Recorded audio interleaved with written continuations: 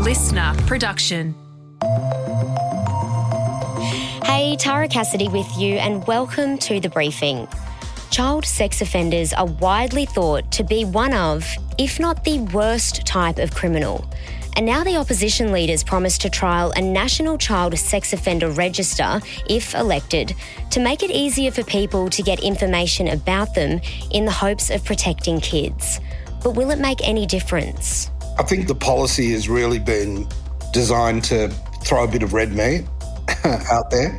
None of this is going to change by any laws that the government's going to pass. That chat's coming up in the second half of this episode. First though, let's get into the headlines with Chris Spiru. It's Wednesday the 23rd of April.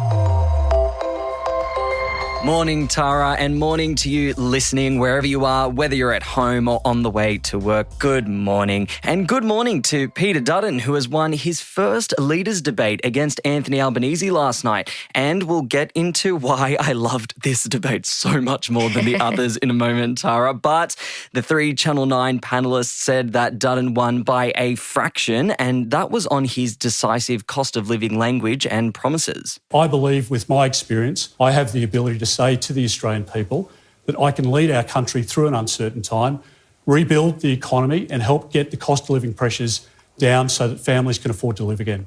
Yeah, and the Prime Minister was also hot out the gate on cost of living too, and of course pulled out all the usual lines. We are in uncertain times and this is not the time to cut, which is what the coalition will have to do in order to pay for their nuclear plans. This is a time for building, for strengthening Medicare, for helping to make things here in Australia.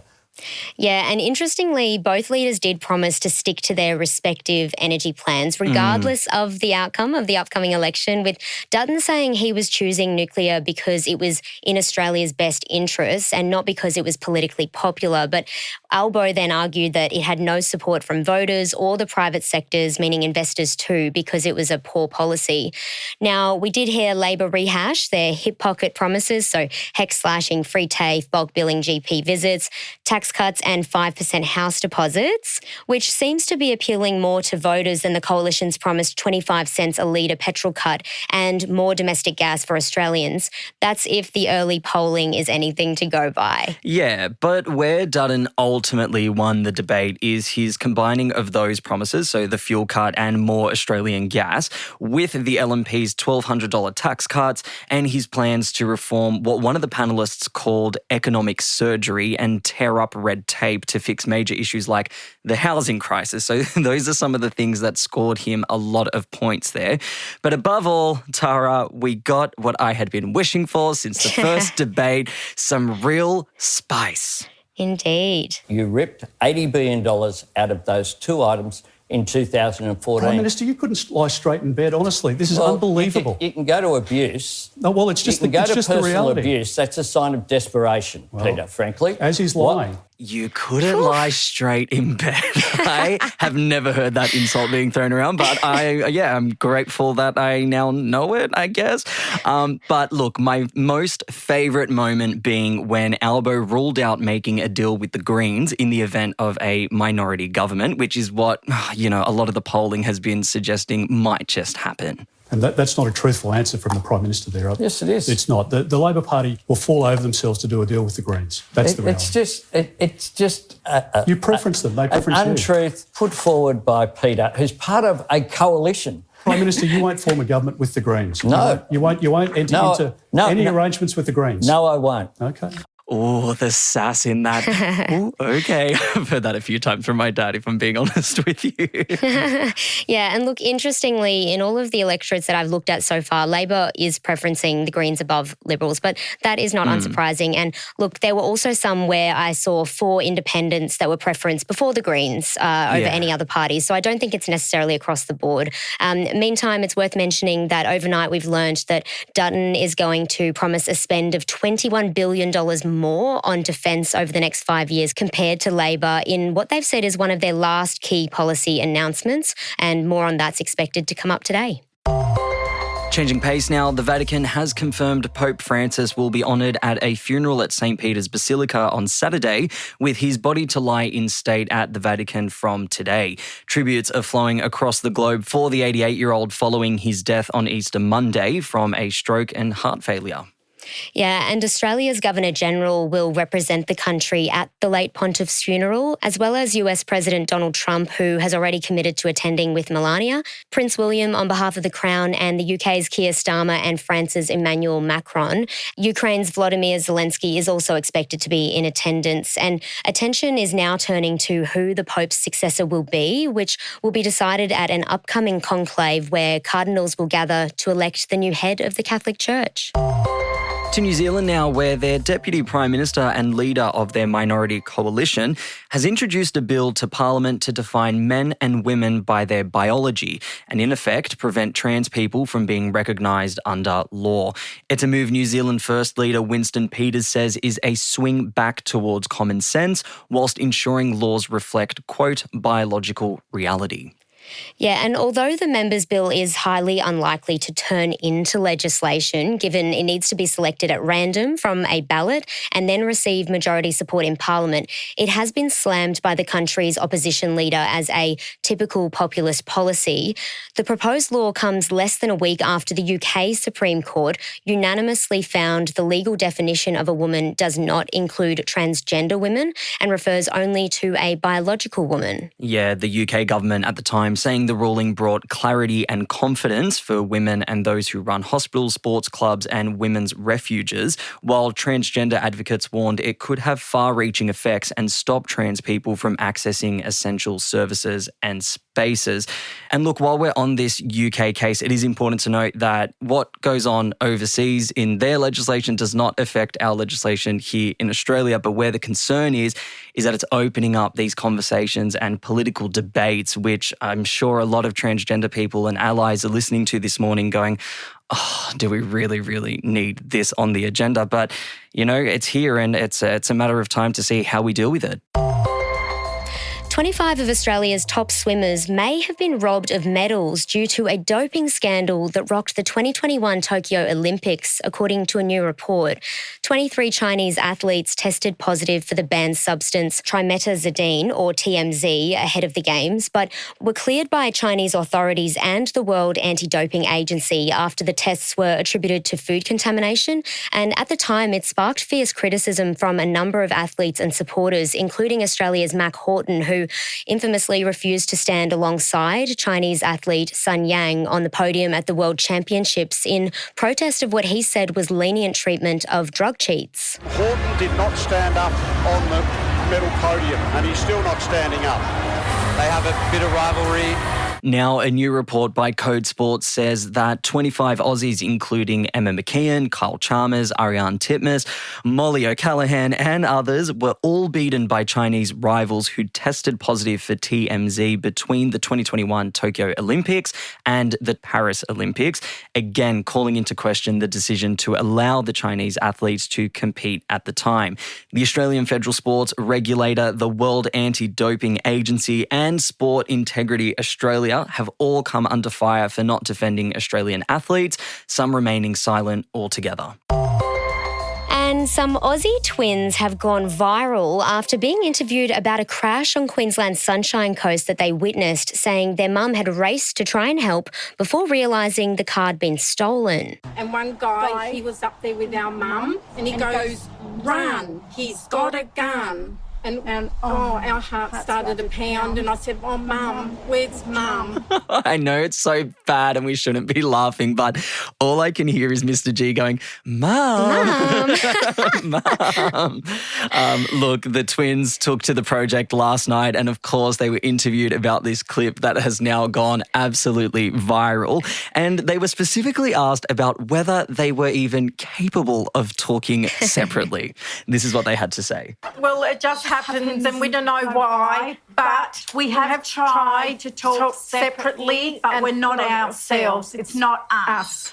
Oh my gosh. Now, look, everyone can have a giggle, but I can completely attest to this. This is not a G-up. I have interviewed these ladies multiple times back when I worked on the sunny coast. I love this. They are called the Twinnies. Everyone, that's what they are called, yes. And they actually run a bird shelter called Twinnies Pelican and Seabird Rescue. Oh, this is so on brand for them.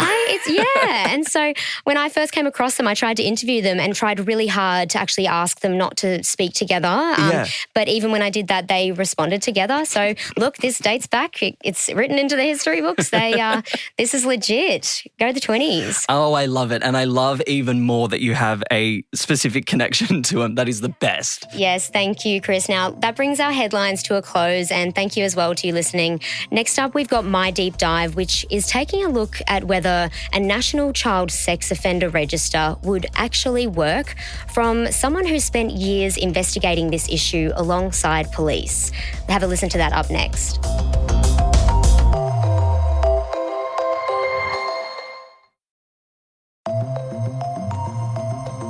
Should we be able to search if a sex offender lives next door, close to the local school, or is chatting to children online? Well, that's what Peter Dutton and the Coalition want to trial if they're elected, a national child sex offender register. It would let police give information to parents and carers who ask about the people who interact with their kids. And while some are applauding the idea, others, including experts, say it won't do a thing. And instead, we need to focus on catching predators where they most commonly strike, where kids spend the most time, in their home and online. Akhim Dev is a documentary and podcast maker who spent years investigating online child exploitation and worked alongside police in this space. He joins me now. Dev, thanks so much for joining me on the briefing. Is a national child sex offender register the answer to keeping our kids safe? It's an answer, but I don't think it is the answer. In all actuality, there is a national sex offender register in place at the moment. It's just who has access to it. And I think currently the right people have access to it, and they're the people who can actually do something about it, which is law enforcement. You know, I think one of the biggest concerns with what Mr. Dutton is proposing is that information getting out. And unfortunately, child abuse is something that people feel so strongly and passionately about, but I think that it could actually encourage vigilantism. And so do you think that being able to kind of apply to have access to names of convicted child sex offenders like the Coalition is suggesting, will that make any impact, or do you think that it's okay the way it is? I don't really feel like it's going to make any impact, and let me kind of clarify why I feel that way. I think one of the greatest risks to children at the moment happens inside their very homes, and it's via their online devices. So I think if you really want to make a dent in this problem, and I hope what Mr. Dutton is proposing does open up the conversation, but we really need to do more to protect our children online. That's statistically where most of the abuse is happening. Now, this is based off existing models from both the UK and WA, which the Coalition says has unmasked thousands of pedophiles to worried parents and guardians. Do you know if they've been successful? I think the whole purpose of having this legislation passed is twofold. It is to inform parents, but it's also to act as a deterrent to potential child abusers or people with a history of child abuse. But I think there's so much that we need to do that's not so, I guess, knee-jerk in terms of rehabilitation of child sex offenders back into the community, where I think it's more a case of what the government needs to do to ensure those protections, like not having people with a record of child sexual abuse live by schools, be able to, live by playgrounds or sporting fields or daycare centres, et cetera, et cetera. I mean, that to me would seem better use of resourcing and a better outcome for protecting children than just to, let parents, unfortunately, take the law into their own hands. That's the biggest concern. It would be horrible for someone to be branded as a child sex offender. It's a case of mistaken identity. Like, it could absolutely destroy a person's life. So I think the policy has really been designed to throw a bit of red meat out there. I mean, we can look at recent elections overseas, and I'm not going to make the obvious comparisons to the US, but we know that voters do turn out when they're angry. And I think that, flying that flag of child abuse, it is an issue that will, engender a lot of strong emotions from people turning out to the ballot box. But how you actually enforce this hasn't really been thought through at all. Now, you've been investigating child abusers and child sex offenders for years. What did you learn about the tactics that they use, particularly to try and get close to children? You can pretty much draw a line straight down the middle. You can look at the ones that abuse children online, and you can look at the ones that abuse children, kind of hands-on abusers that try and either abuse their own children or abuse children close to them. Tactics that they use, number one, they're incredibly patient.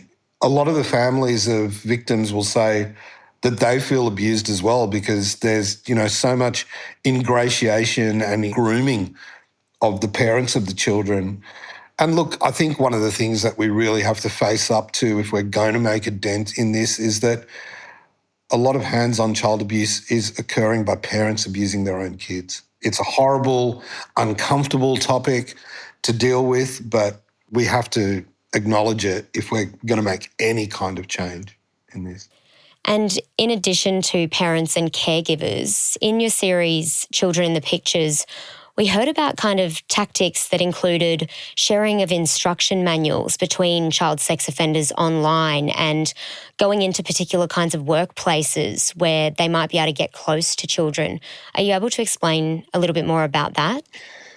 If you want to abuse children, you have to have access to them.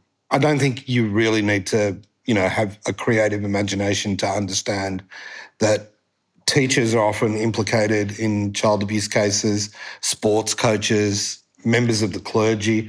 All these people have access to children. Whether they design their careers around it, you need to kind of interview the abusers to find out their motives. But a lot of the times that does happen, Look, the internet is a vast resource of information. So it's not really that much of a stretch of the imagination to believe that information is shared by child abusers on how to gain access to children, how to win over their confidence, how to convince their parents that they're safe, how to groom children online, how to talk like kids, how to act like kids, how to infiltrate all their social media accounts, how to gain access to gaming platforms.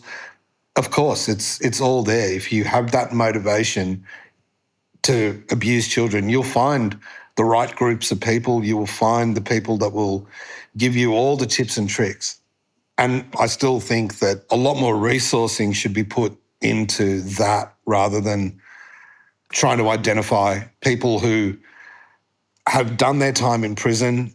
By law, all your social media accounts, the internet, Facebook, all social media, all gaming platforms are the territories where child abusers are allowed to roam unmonitored. You'll never get to find out their identities. You will never get to know who your kids are talking to.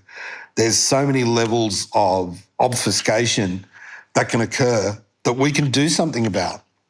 Whereas social media companies don't feel the right to report. Companies like Facebook, who own Instagram, Messenger, these are all, fertile areas for child abuse, have reduced the number of people who are even monitoring that. Has there been any research into what turns someone into a pedophile? What do we know? If we really want to break it down, and it's such a good question, I hate using the word pedophile. It's purely inaccurate. A pedophile, by definition, is somebody that has an attraction to prepubescent children. And that's all they're interested in. Primary attraction. Then you'll have people who are attracted to post-pubescent children, so early teens, etc., right up until early adulthood. There's another term for them. Then you'll have another group that might have sex with women, sex with men, but they'll also abuse children. So I think really it's such an important point to make. We need to start calling these people what they are. They're child sex offenders, period. It's what they do. It's what they get pinched for. They might do other things on the side, or they might have a primary focus. So what causes that? Yes, I truly believe that there are people out there who are born with a genetic propensity towards abusing children. Then I believe that there are other people who look at children the same way a lion looks at a gazelle, and they're opportunistic. So the abuse of children is a spectrum that ranges from neglect to very disastrous sexual abuse. And so does offending. There's a broad spectrum of it. There's a professor that works out of the University of New South Wales. His recent paper has said that there is as much as 1 in 10 men that have some form of sexual interest in children. Not to say that they'll ever act out on it, but if we don't understand the scale and the magnitude of it, we can't just sit there 10, 15 years down the track scratching our heads wondering how we got here. It's a crime that I would consider an epidemic in society. If you look at the statistics on how many kids are abused, we say 1 in 3 girls or 1 in 5 boys will encounter some form of sexual abuse in their lives. That's enormous, enormous. We know that 80% of children under the age of 13 and above the age of 9 have had a conversation with somebody online that they don't know. 80%. We can't just sit there 10 years down the track going, how did we get here? It's a crime that's grown in silence, and in darkness. None of this is going to change by any laws that the government's going to pass, by any type of legislation. This is a crime that's happening that will be judged in the court of public opinion. Dev, given everything you've learned and all that you've researched in this area, what would be your best advice to parents on how they can try and protect their kids? Well, I just found out a couple of weeks ago that I'm going to be a granddad. And the stuff that I imparted on to my eldest daughter is that you cannot let the internet raise your children. It is not a substitute. It is not a babysitter. Leaving an iPad with a 3-year-old connected to the internet while you do the ironing, I mean, I've seen what happens. You have to be vigilant. And it's more than just the protection aspect, I think one of the things that we're creating is we're creating these children with double identities. They have an online life and a real life, and that's a very, very disturbing prospect for a parent. So I think honesty and conversation, but also look at your own habits. How much time do we spend on phones? Every parent needs to make their own decisions, but I know, with my grandchild, I'm going to be incredibly vigilant about how they interact with devices. And I'm going to go a little bit old school, I think, with play around my grandkids. Dev, thank you so much for joining me on The Briefing. Anytime. Documentary maker and host of Children in the Pictures, Akhim Dev, speaking with me there on how we can better protect kids and crack down on child sex offenders. And a reminder, if this episode's raised issues for you, you can call Lifeline on 13 11 14 or Bravehearts on 1800 272 831. Thanks for listening to this episode of The Briefing. That's it for now. If you found this ep interesting, we'd love it if you could share it with someone else who you think might too. Or you can check us out on Instagram at The Briefing Podcast, and on TikTok and YouTube, search Listener Newsroom. I'm Tara Cassidy. See you next time.